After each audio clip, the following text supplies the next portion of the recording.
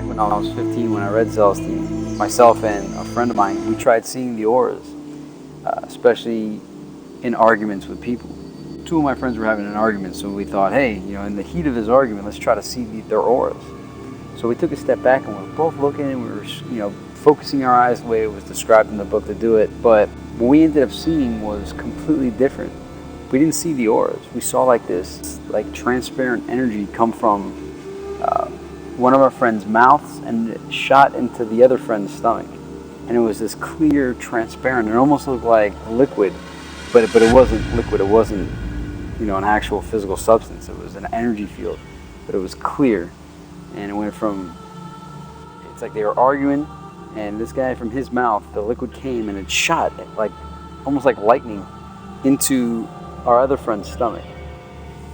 And myself and the other observer, we both stopped back and we said, holy crap, did you see that? We both asked each other at the same time, and we both described to each other exactly what we both saw. So we were like, whoa, we were looking for one thing and we wound up seeing a completely other thing.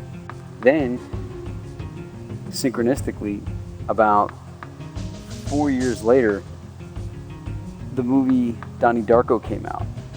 And it just so happened that there's a scene in the movie where Donnie Darko's in class and Drew Barrymore's the teacher. And the whole time in the background on the chalkboard, you see the words Cellar Door written. And it's like, what's going on with that? And it was just there. And the whole scene happens, and then Donnie Darko on his way out asks Drew Barrymore, "What's Cellar Door?" And she points out, this famous linguist once said that of all the phrases in the English language, of all the endless combinations of words in all of history, that cellar door is the most beautiful. Cellar Door. and why that's significant to me is that, and this leads to the energy thing, is that myself and another friend of mine, when we were in drama class, when we learned how to do monologues for the first time, I was given the monologue of the two most beautiful words in the English language are the words cellar door. And we thought it was the most biggest piece of BS to push on people, that it expanded our awareness. And we found it to be so hilarious that you could give a monologue on something so absurd. And this actually ended up going into our whole way of doing comedy. But because that was on the chalkboard, these are the synchronistic events.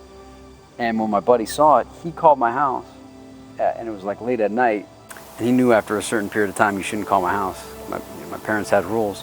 And he goes, "Look, man, I'm sorry, but dude, Donnie Darko, man, you got to see this movie, Donnie Darko. In fact, it's 11 o'clock right now. Blockbuster doesn't close till midnight. You need to get down there, get this film, because there's something in this movie you got to see." So I went and I got it, and I saw the cellar door, and I was blown away by that. I was blown away by everything else in the movie up until that point. But then there's a scene in Donnie Darko where he is able to see this energy emanate from like everybody's chests outward. And that scene, when I saw that, my jaw dropped, because I was like, holy cow, that's an exaggeration of what we saw, but that's how we saw it. That's what it looked like. So Richard Kelly must have experienced the same thing that I experienced, and put it in Donnie Darko. And so many synchronistic events, because I would have never even known about Donnie Darko, and had in 9th grade, myself and my friend not have these monologues, ridiculous monologues about cellar door, and have it have such an impact on us that we remembered it years later when it appeared in the film Donnie Darko. Then he called my house, had me go get it to act. Right away, you got to do this. So I went, I got the Blockbuster like at 11:40, got the movie, got back, watched it.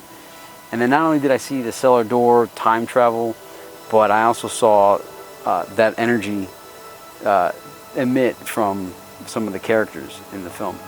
And that just blew my mind. And I knew, because up until that point, I hadn't experienced anybody else besides myself and my friend that saw this energy. And when we were looking for the energy, we were looking for an aura, and we saw something completely different.